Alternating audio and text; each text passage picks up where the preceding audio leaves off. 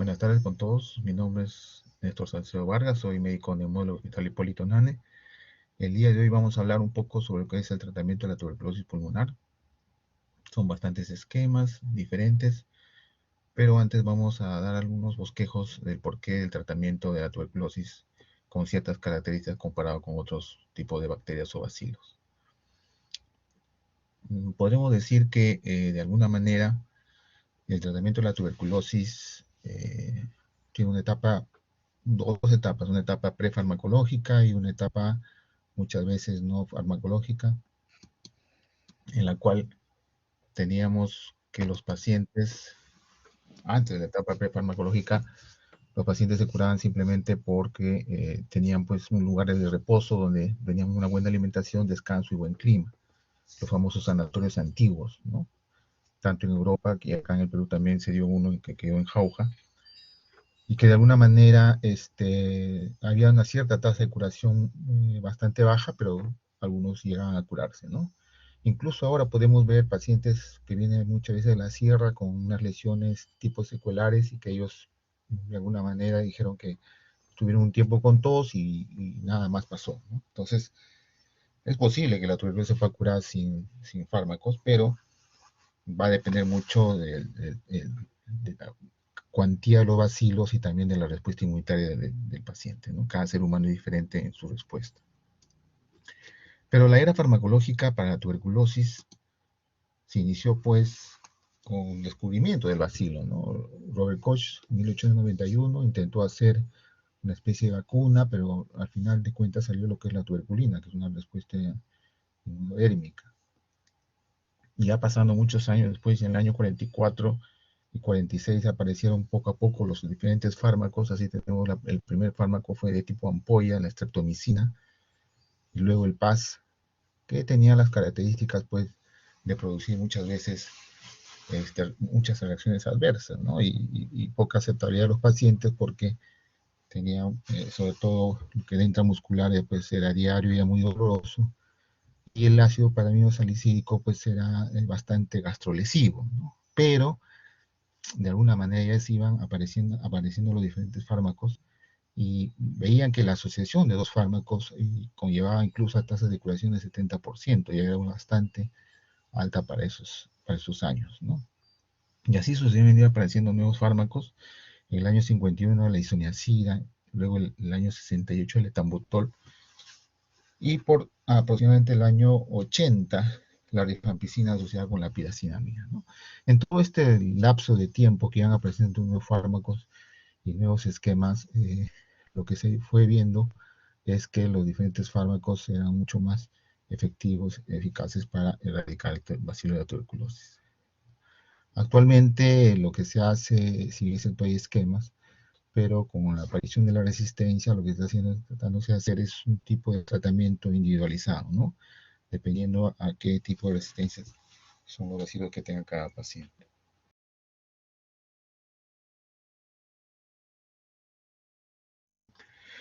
Pero bueno, esta reseña histórica de la aparición de los fármacos y su acción y su efectividad, un poquito es para que podamos entender de que se sentaron a raíz de todo esto las bases bacteriológicas de la tuberculosis, ¿no? Lo primero que se aprendió fue que la asociación de fármacos era importante.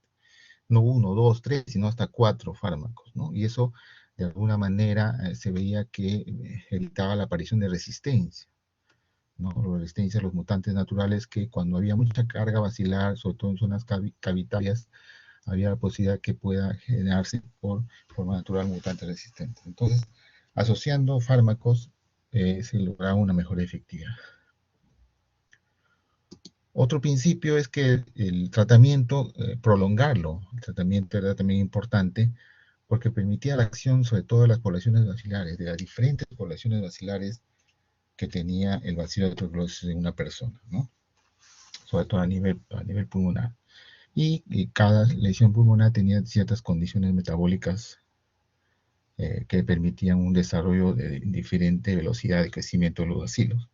Entonces también prolongar el tratamiento, no un mes, 2 meses, sino hasta 6 meses, que actualmente es el esquema más sencillo, también permitía evitar lo que se llamaba las recaídas por la tuberculosis, ¿no? Entonces, esos dos puntos importantes, la recaída y la resistencia en la tuberculosis, es importante para lograr una efectividad en el tratamiento. Un punto importante era la administración en monodosis. ¿Qué significa dar junto todas las pastillas? Permitía lograr picos de concentraciones séricas de los fármacos y se lograba una mejor efectividad, ¿no? Por el efecto lógicamente postantibiótico. Y aparte de eso, el dar tratamiento en una sola dosis todo, permitía una mejor supervisión. Entonces, la Organización Mundial de Salud estableció lo que se llama el famoso DOTS. ¿No? ¿Qué es el DOTS? Significa que no es una otra cosa que el tratamiento de la tuberculosis directamente observado. ¿Qué significa? Que el paciente llega, la enfermera le administra bueno, el esquema sensible son 11 pastillas, toma las 11 pastillas y se va a su casa, ¿no? Entonces, porque cuando se veía que se le daba al paciente para que fármacos por una semana, qué sé yo, por un mes, normalmente el paciente pues no cumplía en la casa, ¿no? Entonces, la adherencia era muy baja, ¿no? Y las recaídas y nuevamente la resistencia por la TBC aumentaba. Entonces, el administrar neumonodosis permitió pues también la supervisión del tratamiento y mejorar la efectividad del tratamiento, ¿no? Entonces actualmente se está utilizando eso, lo que es el DOTS, sobre todo a nivel periférico, lo que son los centros de salud.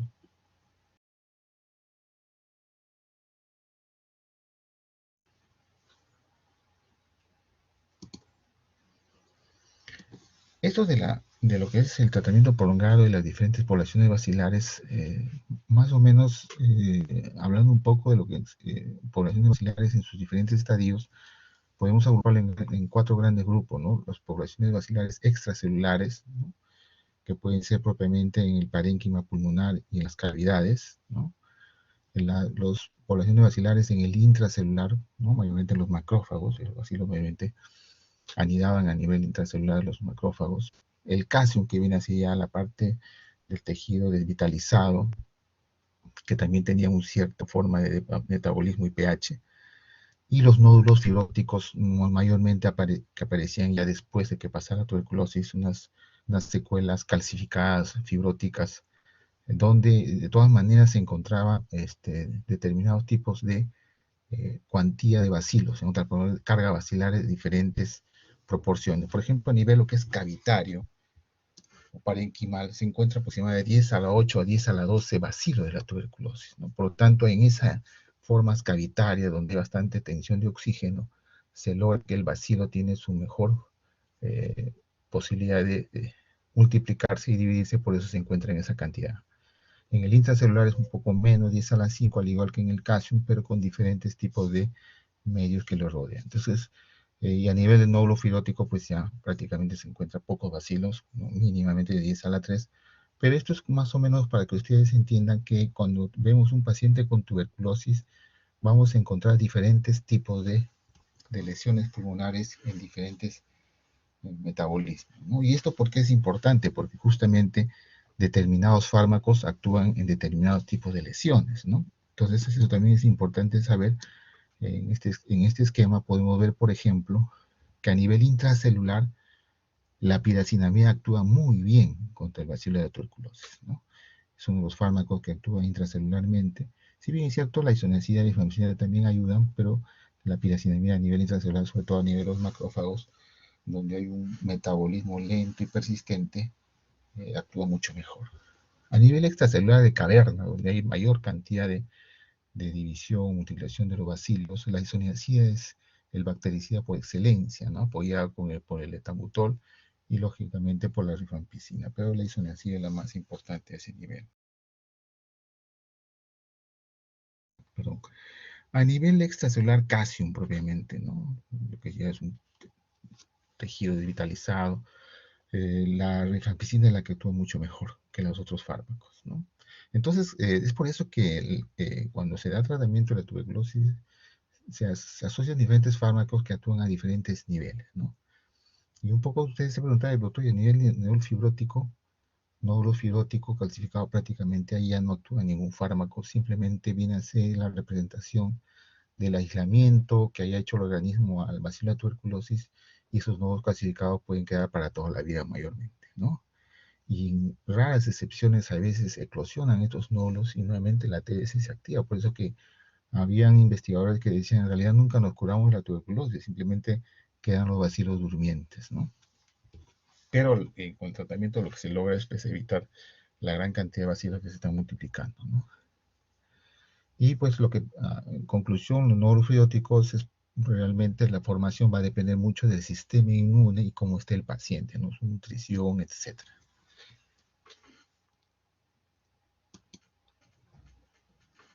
En conclusión, entonces, podemos decir que el tratamiento de la tuberculosis tiene dos fases. La primera fase intensiva, ¿no? Que actúa a nivel parenquimal de las cavidades, ¿no?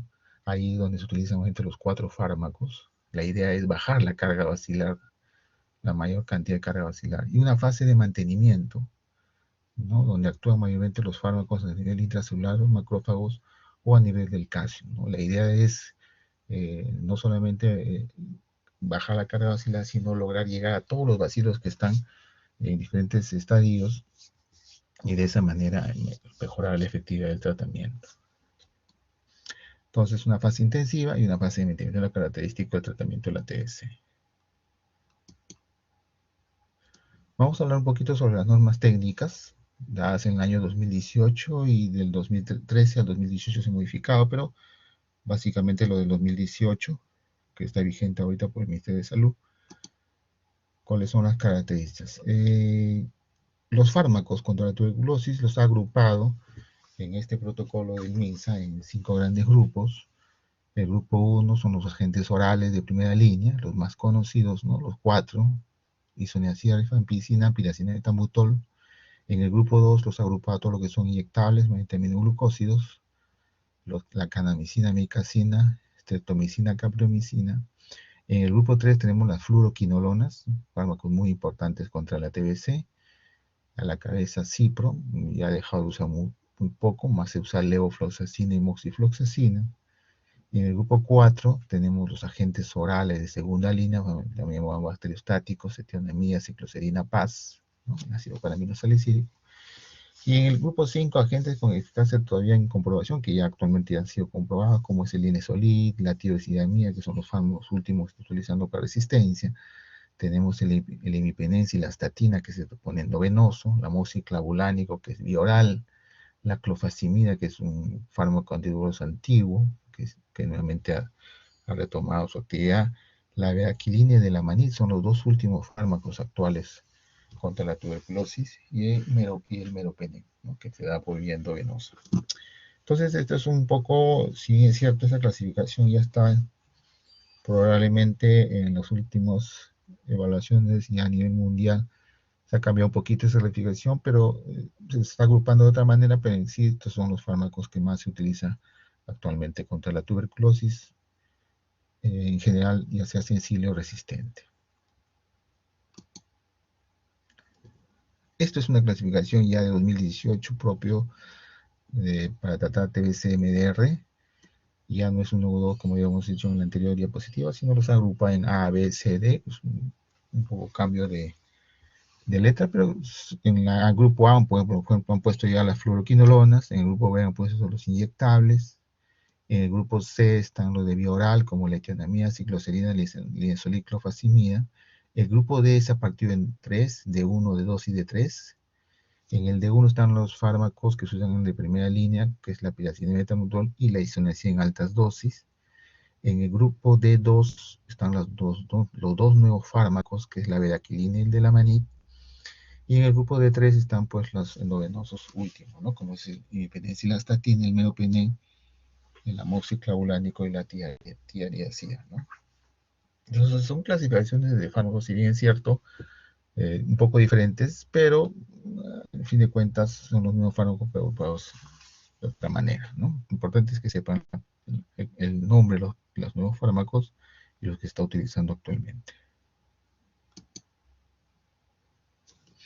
Para poder dar un tratamiento a la tuberculosis es mejor agruparlos en dos grandes grupos, ¿no? O en grupos sensibles y grupos resistentes, ¿no? Algunas definiciones de tuberculosis sensible, seguramente ya lo habrán hecho. Bacilos sensibles se dice aquellos con los cuales el bacilo es sensible a todos los fármacos, ¿no? Sobre todo a los de primera línea.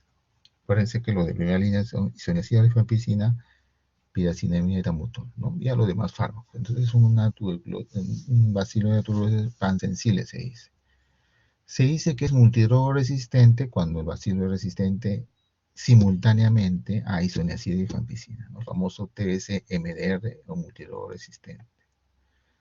En general, cuando es a estos dos se llama multidrogo-resistencia, pero en general puede ser resistente a diferentes fármacos, ¿no? Diferentes combinaciones. Ahí tenemos los poliresistentes, ¿no? Que puede ser isoniazida, etambutol, isoniazida o aminoglucosis, etcétera, cuando es resistente a más de un fármaco. Y monoresistente si solo es resistente, lógicamente, a un solo fármaco, ¿no? ¿Y a qué se dice pre-XDR, ¿no? También llamada resistencia ampliada, ¿no?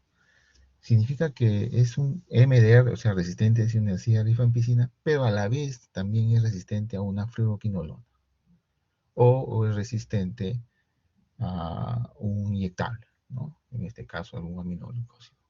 Si es resistente a tres fármacos, rifampicina, fluoroquinolona o un inyectable, se dice que es un pre-XDR. Y se dice extensamente resistente, ya cuando es resistente pues a isoniazida rifampicina, a una fluoroquinolona y a un inyectable a la vez, a cuatro, ¿no? Entonces, a esos cuatro núcleos básicos del tratamiento de la TBC se considera extensamente resistente.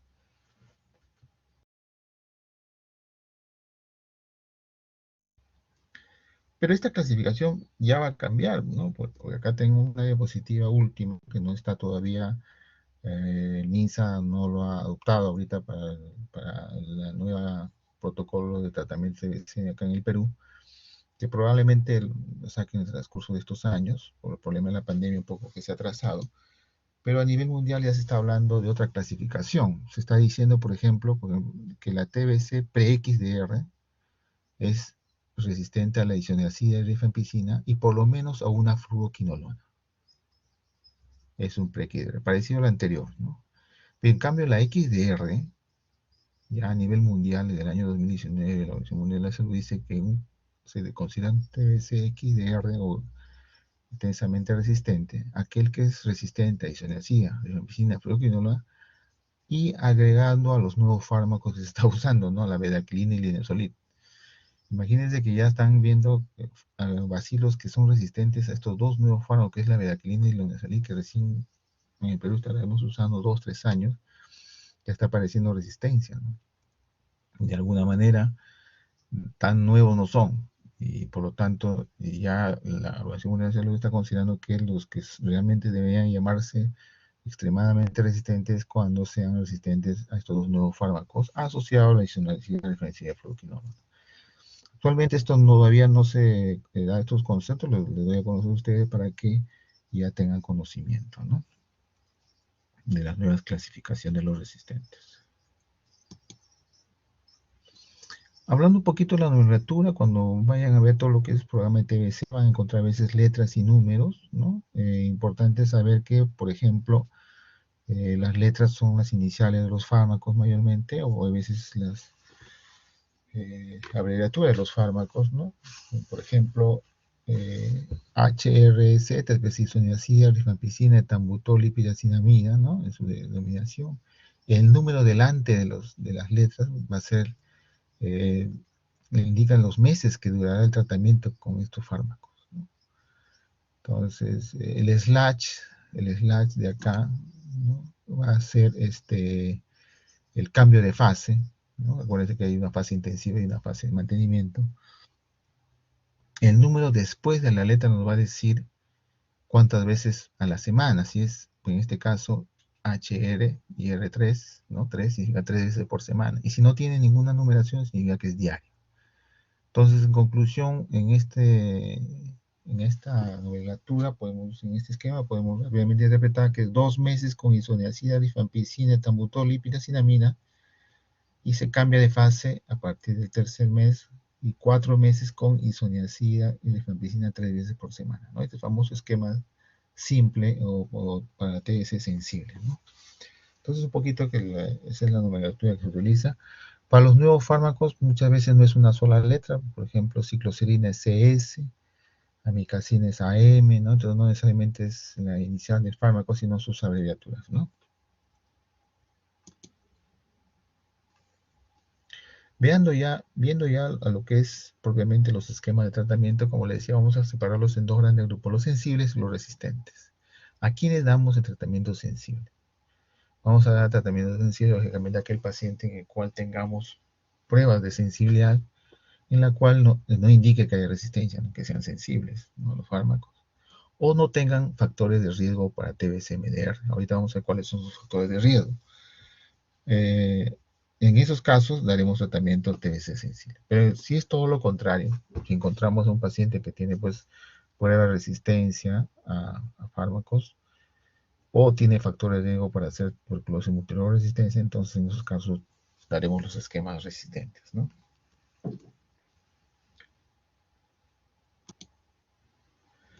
La TBC sensible, entonces, como le decíamos, le damos a aquellos pacientes en los cuales encontramos una prueba de sensibilidad que no indique resistencia y a la vez no tenga factor de riesgo para TBC-MDR, y se da pues a todos aquellos pacientes nuevos o antes tratados, ¿no? Y los antes tratados los podemos dividir en recaídas, aquellos que han recaído, y o aquellos que han abandonado el tratamiento, ¿no? Y que quieren volver a tomar el tratamiento, se les llama abandonos recuperados, ¿no? Entonces la TBC sensible va a ir a este grupo poblacional, ¿no? El esquema de tratamiento de la TBC sensible son tres tipos, ¿no?, de tres formas. Cuando es una TBC pulmonar en la cual no hay otra comorbilidad, se da el tratamiento de los 6 meses. En el caso de que sea una TBC asociado a HIV o SIDA, se dan 9 meses de tratamiento, un esquema un poquito diferente, más tiempo. Y si es una TBC extrapulmonar de estos tres casos, o sea, es una T miliar, es una TBC que afecta el sistema nervioso central, o es una TBC osteoarticular, se va a dar un tratamiento de 12 meses. Solamente en estos casos extrapulmonares, porque la TBC puede afectar cualquier otro órgano, puede ser digestivo, puede ser dérmico, etcétera. En esos casos se da el tratamiento de los 6 meses. Pero en estas TBC extrapulmonares tipo miliar, que afecta el sistema nervioso central, como la meningitis tuberculosa o la mieloma tuberculosa, o que se dé la osteoarticular como famoso mal de Pot, ¿no?, que afecta a la columna, en esos casos el tratamiento va a ser de 12 meses. Entonces, en el esquema sensible tenemos tres tipos de esquemas, ¿no? Vamos a ver, detallar cada uno de ellos, para que más o menos vean. El esquema sensible es de 6 meses, como les decía, en las cuales no hay comorbilidad. Son 2 meses con isoniazida, rifampicina, tambutor, pirazamida, y 4 meses, 3 veces por semana con isoniazida, rifampicina. En total son 104 dosis. Primeros 2 meses es diario, todos los días, ¿no? Y en los últimos 4 meses 3 veces por semana, ¿no? En la primera etapa son 50 dosis, en la segunda etapa son 54 dosis por semana. Miren, son 11 tabletas que tiene que tomar el paciente durante 2 meses, ¿no? De lunes a sábado, mayormente, los domingos se descansa, ¿no? Imagínense, por eso es que bastante hay lo que se llama, pues, es poca adherencia al tratamiento, abandono, porque normalmente, pues, tomar 11 pastillas en la mañana a cualquiera le va a afectar un poco siempre el estómago, unos más que otros. En la segunda fase es un poquito más tolerable, son solo 8 tabletas, 3 veces por semana, ¿no? El esquema del HIV-TB es de 9 meses, es parecido. La primera fase, 2 meses con isoniazida, rifampicina, tambutor, pirazina diario. Y los últimos 7 meses, claro, los últimos 7 meses, porque son 9 meses, es isoniazida, rifampicina, pero también diario. Ya no es 3 veces por semana como en el anterior esquema, ¿no?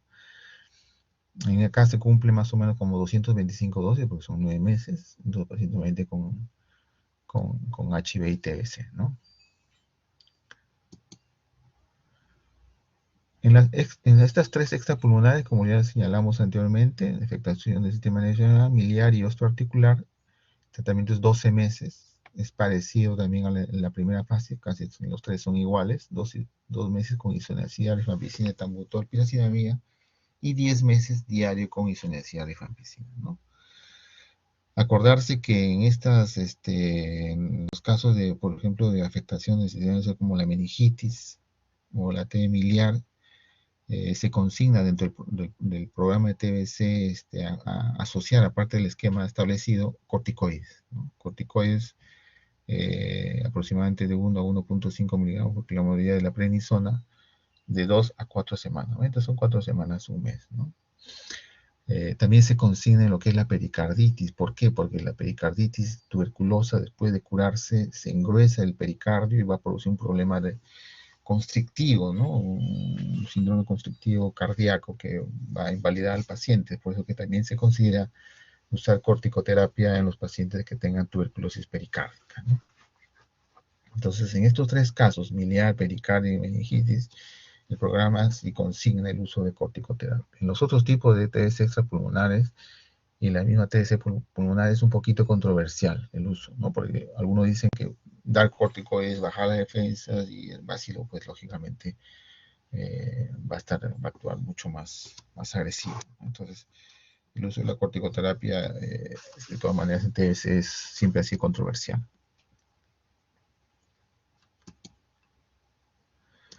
Actualmente el Ministerio de Salud, justamente por dar esas 11 tabletas, muchos los pacientes no lo toleran, ha desarrollado lo que se llama la posología de la dosis fija combinada. No es otra cosa que comprimir en una cápsula una cantidad de los 4 fármacos y lograr que en 4 tabletas se logre dar la misma concentración de rifampicina, isoniazid, y metamutol, y de esa manera es más tolerable al paciente, ¿no? Es más fácil que tome 4 tabletas que tome 11 tabletas, ¿no? Que muchas veces produce muchos efectos, sobre todo el tipo de gastritis o gastrolesivos, ¿no? Entonces es la famosa dosis fija combinada, ¿no? Normalmente se dan los pacientes en los cuales no se requiere dar dosis pesos, son dosis fijas, que no tengan RAFA, que no tengan enfermedades renales ni hepáticas. En ellos normalmente la dosis fija combinada es mucho más tolerable, por lo tanto actualmente ya en los centros de salud se está dando ese tipo de dosificación, ¿no?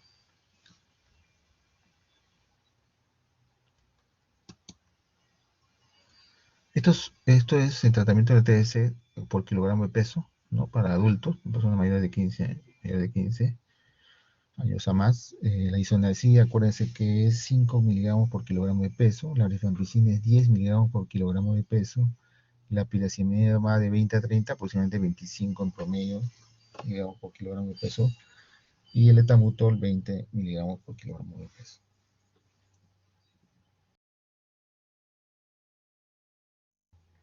Acuérdense que existe dosis máxima diaria, no dice que sea un paciente obeso y le doy pues una cantidad de isoniazid de rifampicina.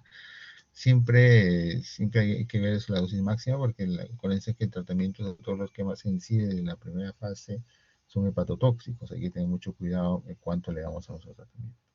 En la segunda fase, 3 veces por semana, la isoniazid es la que aumenta de 5 miligramos a 10 miligramos por kilogramo de peso.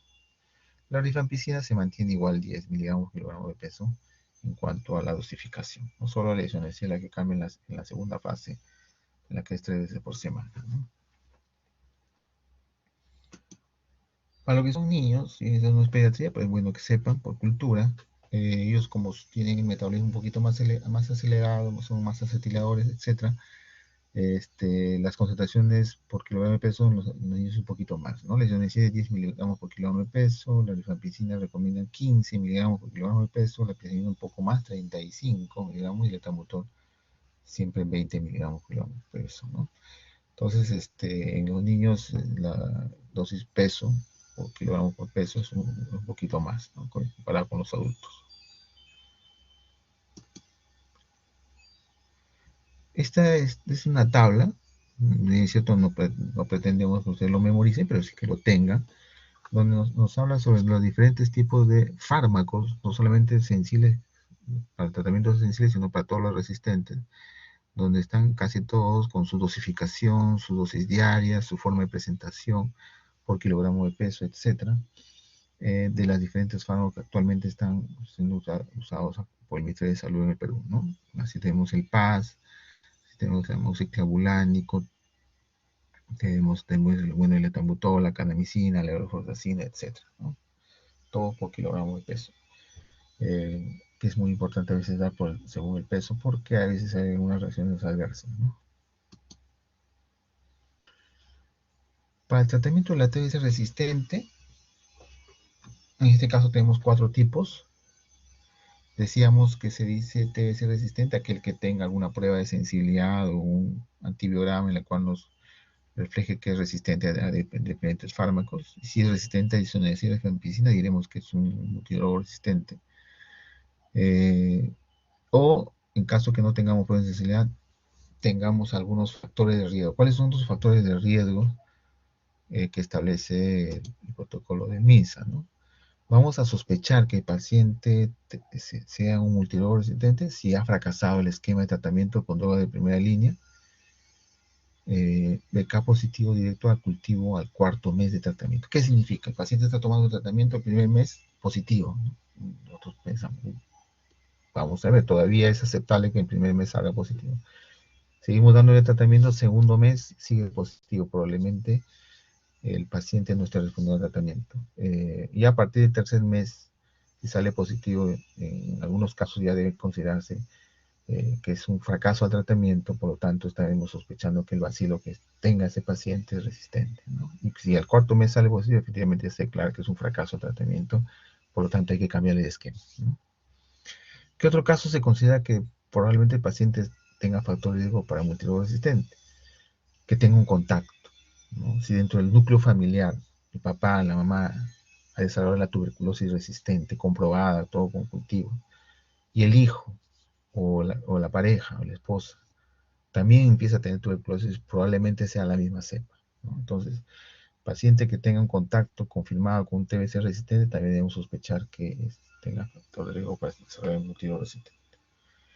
Si el paciente después de haber terminado el tratamiento, muy bien, se le da de alta, negativo, todo eso, dentro de los primeros 6 meses que le damos de alta, sale positivo, o sea, nosotros le llamamos recaída temprana, también hay que sospechar que sea multidroga resistente.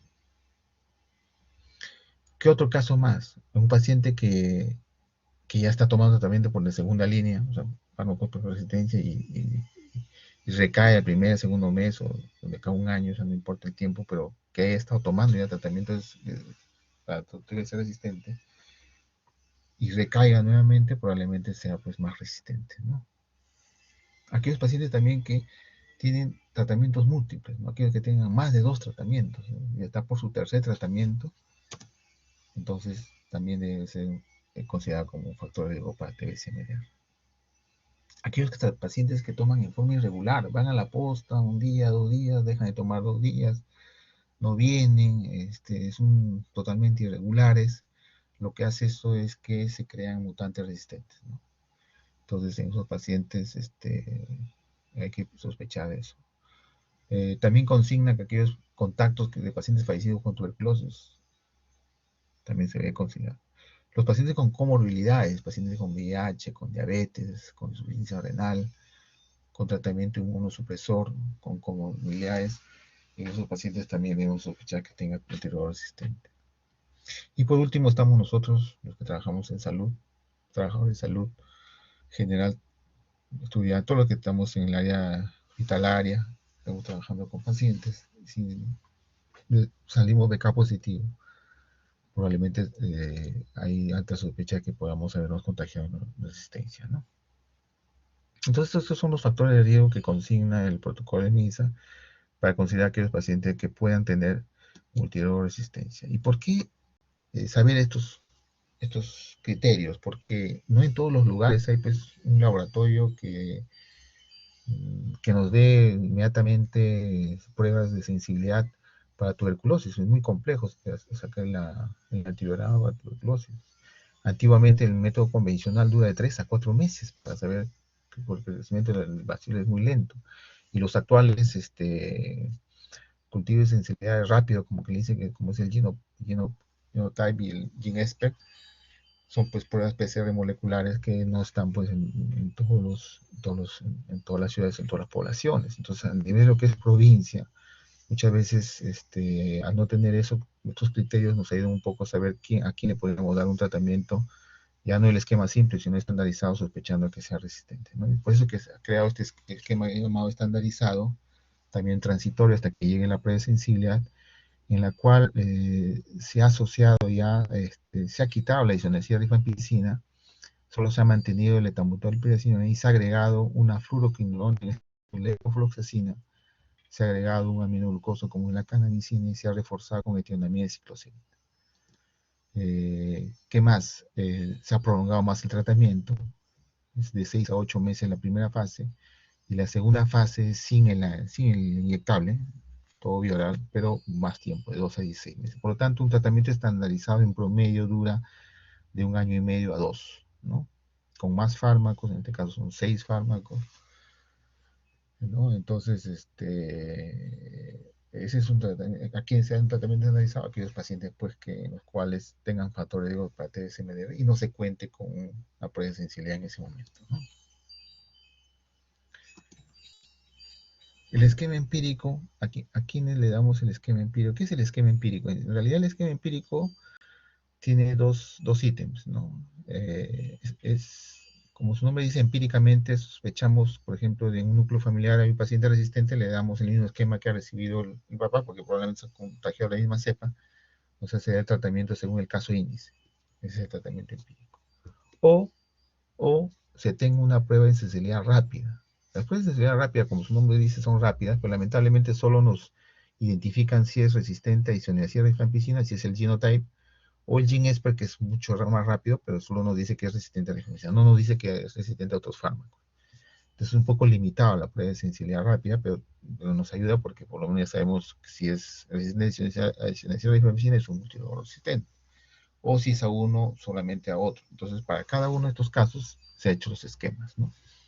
Por ejemplo, tenemos la TBC resistente a isoniazida, en la cual se ha hecho este esquema de 9 meses, el famoso LevoRes, que es, en este caso se quita la rifampicina, se quita la isoniazida y se cambia por la levofloxacina y se mantiene la rifampicina, etambutol y presemida cuando es resistente a isoniazida durante los 2 primeros meses.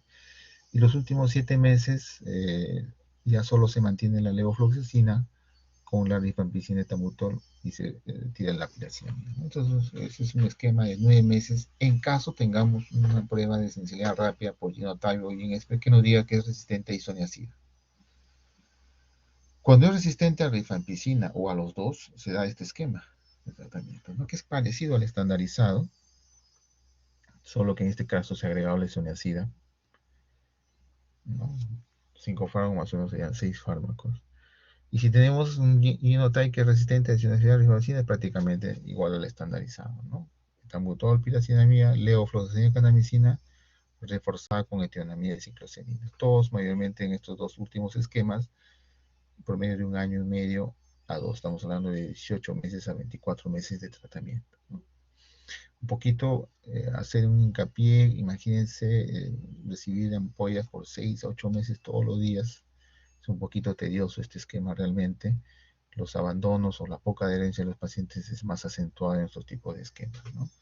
Entonces hay que tener mucho cuidado, sobre todo con este tipo de tratamientos.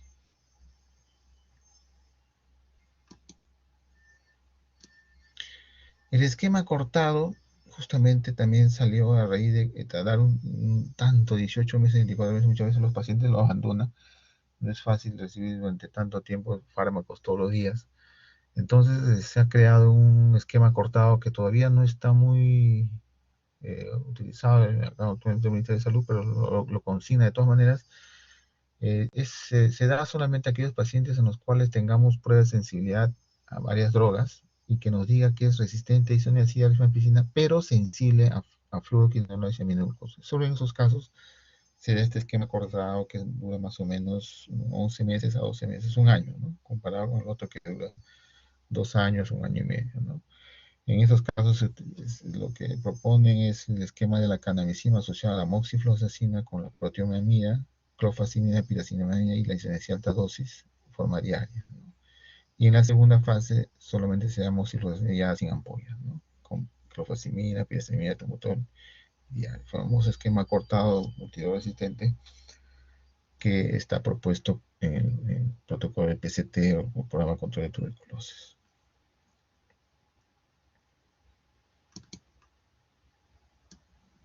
Tenemos los esquemas individualizados. Como su nombre dice individualizado, ¿qué significa?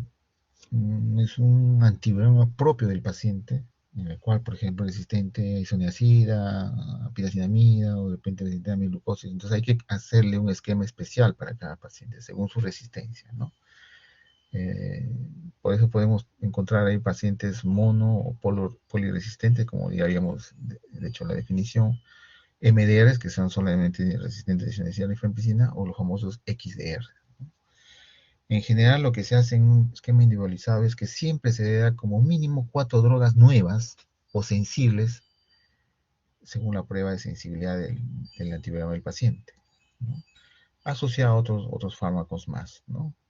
Y dentro de esas 4 drogas nuevas de segunda línea, debe haber siempre una fluoroquinolona, un inyectable, y siempre en lo posible dar piracinamida porque actúa a nivel intracelular, ¿no? Entonces, ahí ya se arma un esquema muchas veces más especializado, muchas veces lo hacemos en acá los consultores de neumología, que manejamos los programas en estos casos, que son esquemas muy individualizados que salen propios de los protocolos, ¿no? En cuanto a cuando es monopolo resistente a determinados fármacos establecidos, también el protocolo, el programa consignan estos diferentes esquemas, ¿no? Si es resistente, por ejemplo, a la combinación de isoniazida, etambutol, piracetamida, se da este esquema, ¿no? De 18 meses. Si es resistente solamente a piracinamida, se puede dar 2 meses con rifampicina, isoniazida, etambutol y 7 meses con rifampicina, isoniazida, ¿no? Un esquema de 9 meses. Si es resistente a etambutol, bueno, el etambutol se retira, solo se da como esquema sencillo, son 6 meses de tratamiento. Y así sucesivamente tenemos diferentes esquemas para diferentes combinaciones de resistencia, ¿no?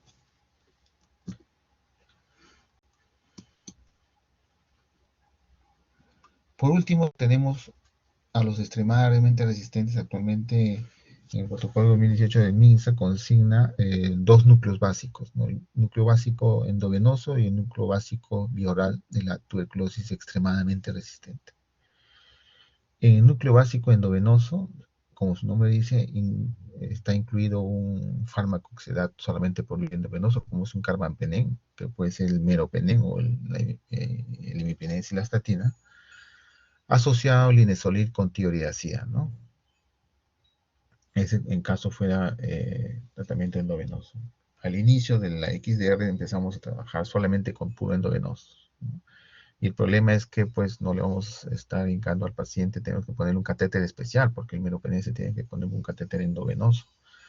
Le llamamos el famoso catéter POR, ¿no? Que ponían los cirujanos de tórax, y es por eso que los pacientes XDR quedan meses hospitalizados, porque había que administrarles y manejar bien estos catéteres porque eran muy sensibles, ¿no?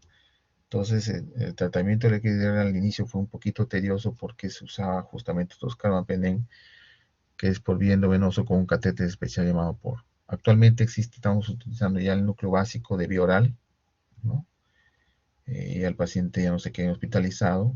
El núcleo básico incluye el linezolid asociado a la bedaquilina o de la MAI, que son los nuevos fármacos con la tuberculosis, y puede ser asociado con la clofazimina, ¿no?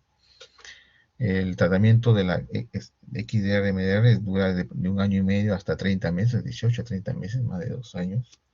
También esto es un poquito más tedioso, ¿no? Estamos hablando de los casos ya mucho menor número de casos actualmente, pero de todas maneras va en aumento según las últimas este, reportes epidemiológicos que hay, ¿no?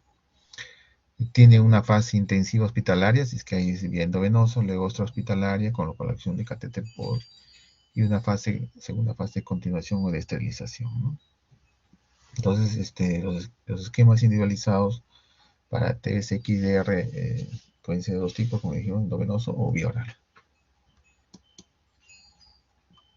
Este es un fluxograma también que está consignado en el protocolo del MINSA, básicamente es un resumen de todo, los diferentes esquemas que se utilizan, los estandarizados, empíricos, ¿no? Y los diferentes tipos de resistencia de ahí, ¿no? XDR, extremadamente resistente, los pre-XDR y los MDR, ¿no? Para el tratamiento.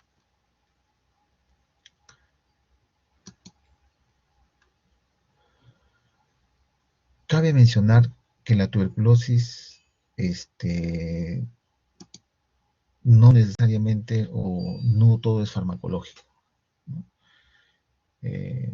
Los estudios, sobre todo en los libros famosos, la Biblia de la tuberculosis, Fargas mencionaba que el tratamiento de la tuberculosis, la parte farmacológica, aportaba para la curación del paciente promedio un 50%, y el otro 50% está más en el sistema inmune propio del paciente. Por lo tanto, no todo es farmacológico para TBC, ¿no? Sino tiene que ir asociado a otros tipos de tratamiento, ¿no? Por ejemplo, nutricionales. El paciente debe tener, aparte del tratamiento farmacológico, debería tener una dieta hipercalórica, hiperproteica, ¿no? Incluso el programa consigna bolsas de alimentos a los pacientes con TBC, ¿no? Los que son regulares y todo eso, ¿no? En algunos centros de salud dan bolsas de alimentos. El reposo es importantísimo también, ¿no? Porque tengo TBC, ya sigo haciendo mi vida, sigo trabajando en dos sitios, sigo estudiando. Ese estrés de hacer varias cosas a la vez y no reposar, probablemente baje el sistema inmune, así le demos lo que le demos en fármacos, probablemente fracase el tratamiento. Entonces, es importantísimo que el paciente con TBC en lo posible, porque no todos tienen pues alguien que los mantenga 6 meses o un año y medio de tratamiento, en lo posible debería tener un reposo físico, sobre todo los primeros meses donde el paciente va a aceptar o se va a adaptar a la cantidad de fármacos que va a recibir, ¿no? Otra cosa importante es la terapia psicológica del paciente, ¿no? Esta enfermedad, la sociedad lo estigmatiza, ¿no? El paciente con TBC ni te acerques, ¿no? Ya no recibe visita de amigos, de familiares, lo abandona, la misma familia lo aísla, ¿no? El paciente entra en depresión y la depresión baja el sistema inmune y probablemente ese paciente fracasa, ¿no?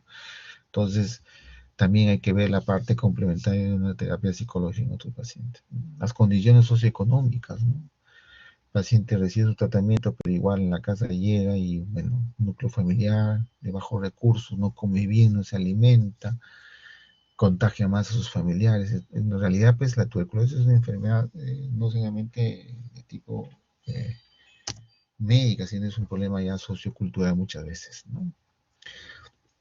Entonces, todo eso hace que la tuberculosis hasta ahorita no la podamos erradicar, ¿no? Es bastante compleja. Por último, el tratamiento complementario de la tuberculosis, en algunos casos podemos hacer cirugía, no en todos. Eh, no muchas personas piensan, ya hoy tengo tuberculosis, que me operen y ya, ¿no? Con eso voy a curarme. No es así. La cirugía en el tratamiento de la TBC es coadyuvante, ¿no? El tratamiento. Y vamos a criterio de operación, mediante los pacientes que tengan, pues, cavidades localizadas, ¿no? Donde muchas veces esas cavidades se engruesan las paredes, los fármacos no logran pasar y en esas cavidades se están multiplicando los bacilos y el paciente sigue BK positivo, entonces lo que se puede hacer es retirar ese pulmón destruido, cavitario, dañado, y con eso bajaríamos la carga baciliar y ayudaríamos al paciente en su curación, ¿no? Entonces, solo en algunos casos podemos utilizar como apoyo en la parte quirúrgica en el tratamiento de la TBC.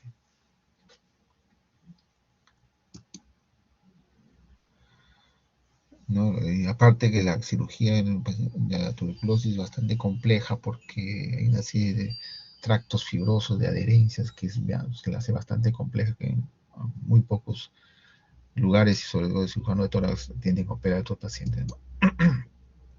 Acá vemos, por ejemplo, ¿ves? Una tuberculosis que está en progresión, donde en el lado izquierdo ya se observa lesiones cavitarias, múltiples sistemas de cavidades, hay tracción del mediastino hacia ese lado contralateral. Probablemente esta paciente, por más que se cure todas estas lesiones, a la larga le va a traer problemas, porque no solamente infectar de TBC, sino infectar de cualquier bacteria, y van a ser las famosas bronquitas infectadas o empiemas post-TBC, que al final mejor es muchas veces en las lesiones localizadas con TBC, es a veces operar, ¿no? Retirar ese pulmón desvitalizado. Por último, hablemos un poquito de lo que son las RAFAs, ¿no? Las RAFAs son las reacciones adversas farmacológicas en tratamiento de la TBC, sobre todo los de primera línea. Acuérdense que la isoniazida y la epinefrina son hepatotóxicas por excelencia, y una de las principales RAFAs son la hepatitis medicamentosa, ¿no? Que puede muchas veces llegar a una hepatitis severa aguda, ¿no? Sobre todo cuando actúa con rapidez a nivel de la SIDA, y muchas veces puede llevar al fallecimiento del paciente. Como dice el dicho, ¿no? A veces la cura resulta peor que la enfermedad. Entonces es bueno reconocer en qué momento estos pacientes están desarrollando RAFA, ¿no? Sobre todo en las primeras semanas. Hay que vigilar al paciente diariamente, preguntar cómo va el paciente, qué molestias tiene, qué efectos tiene, ¿no? Y si el paciente empieza a vomitar, si el paciente empieza a ponerse histérico, entonces, a veces le decimos, no, es por la cantidad de pastillas, y le siguen dando y le siguen dando muchas veces en los centros de salud, y al final están pues, volando, haciendo una hepatitis aguda con transaminasas más de 1000, y ya llegan al hospital muchas veces con coma hepático. Entonces, hay que siempre tener en la cabeza que el fármaco de la tuberculosis las primeras semanas, sobre todo el primer mes, pendiente del paciente de las reacciones adversas, ¿no? Y las reacciones adversas no solamente son hepatotóxicas. Como hemos visto una cantidad de fármacos que ahora hay para tuberculosis, podemos tener problemas de rash cutáneo, de gastritis, de insuficiencia renal, ¿no? De renal por los aminoglucosis, la gastritis a los pacientes, sobre todo el PAS, por ejemplo, la gastritis, la neuritis óptica por el etambutol, cuadros de hipoacusia, los aminoglucósidos, psicosis, la cicloserina, por ejemplo, la hiperuricemia da por la piacinamida, ¿no? Los famosos síndromes de Steven Johnson o el famoso DRESS, que son daños dermatológicos, donde el paciente tiene unos exantemas y una eosinofilia con fiebre. Estos ya son casos severos de RAF. Inmediatamente lo que hay que hacer es suspender el tratamiento, ¿no? Si son leves, podemos manejarlo de repente en forma periférica, darle dosis peso al paciente, pero si ya son moderados a severos, lógicamente hay que enviarlo ya a la hospitalaria donde se vean estos casos especiales, ¿no? De reacciones adversas. Entonces, traigo a colación esto para que siempre quede presente que estos fármacos, por la cantidad de fármacos asociados y por el tiempo que se da, pues se pueden desarrollar reacciones adversas estos fármacos, ¿no? ¿Y qué se hace cuando un paciente tiene RAFA después? Lo que se hace es, pues, se retira, se espera que descienda todos los efectos colaterales que ha tenido el paciente, el rash cutáneo, las transaminadas elevadas, muchas veces la eosinofilia, todo el paciente, y luego de eso se le empieza a dar droga por droga, eso se llama reto de tratamiento. Droga por droga, se comienza con un cuarto de la dosis que le corresponde, se sube al medio, dosis completa, y luego así se va dando progresivamente hasta identificar cuál de los fármacos, porque al final, pues como le damos los 4 juntos, o los 5, 6, dependiendo si es media, no sabemos cuál de ellos es el que produce la reacción adversa. Sospechamos de repente uno que otro, pero lo mejor es hacer retos, y para que el reto nos permite identificar cuál es el fármaco que ha producido la reacción adversa, retirar ese fármaco y continuar con lo demás, y probablemente agregar otro fármaco para que el esquema no quede débil en cuanto para el tratamiento de la TBC, ¿no? Entonces, famoso reto de tratamiento después de que el paciente haya tenido RAF. Y eso obviamente se hace a nivel hospitalario, ¿no? Muy bien, entonces, eso era la charla, ¿no? Recordar como toda enfermedad infecto contagiosa, y antes de la pandemia de COVID-19 sabíamos que para atender a un paciente con TBC, pues tenemos que usar respirador, nosotros el trabajo de salud, y el paciente debe usar la mascarilla siempre, ¿no? Pero bueno, ahora ya todos sabemos que lo que todas son enfermedades infecto contagiosas de vías respiratorias, hay que usar bastante nuestra mascarilla. Muy bien, entonces la charla está ahí para que usted lo tenga. Más que todo, incentivarlos a ver cómo es el tratamiento de la TBC, sus efectos colaterales, y que la TBC pues no solamente es farmacológica, sino que tener otros ítems o otros parámetros para la curación de nuestros pacientes, ¿no? Muy bien, ¿alguna pregunta, alguna con respecto a la charla?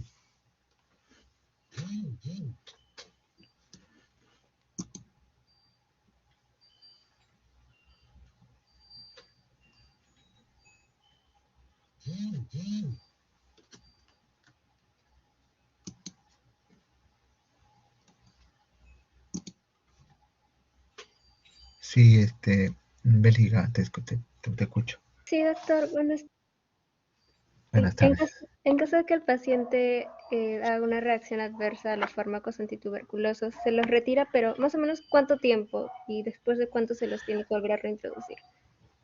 Ah, ya, se le retira, manda a la clínica. Se le retira hasta que pasen los efectos clínicos. Si es un rash cutáneo, tiene que limpiarse totalmente el rash. Si es una ictericia, tiene que bajar la ictericia. Si es un problema hepático, tiene que bajar las transaminasas a valores normales. Va a depender mucho de los pacientes, ¿no? Pero en promedio, retirando en una semana, 2 semanas, ya prácticamente llegan a valores normales, casi todos los pacientes, ¿no? Y va a depender de la edad también, porque los jóvenes, tú le retiras 2, 3, 4 días, ya está, el quinto día están como normales, ¿no? Y muchas veces los pacientes de edad, de tercera edad, un poquito más, ¿no? Pero en promedio, estamos hablando de una semana, 2 semanas que hay que suspender el tratamiento, ¿no? Sí, te escuchamos ahí. Gracias, doctor. Ya, ok.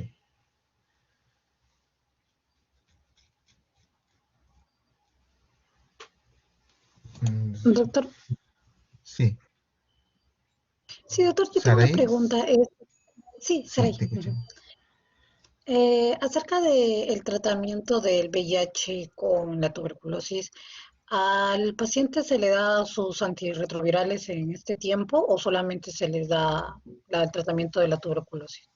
No, el orden es el siguiente. Primero se da el tratamiento de la TBC, tolera el tratamiento de la TBC y luego se le da sus antirretrovirales, ¿no? Eso cuando se determina que el paciente tiene HIV. Muchas veces ya el paciente ya estaba con antirretroviral, entonces ahí se agrega los fármacos de TBC, ¿no? Ah, ya, gracias, doctor. Ok, ¿alguien más? Creo que estaba un estudiante. Bueno, sigamos. Valeria, si te escuchamos, por favor.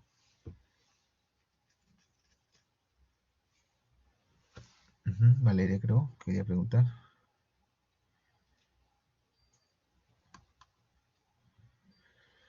Ya, ¿alguna otra pregunta más?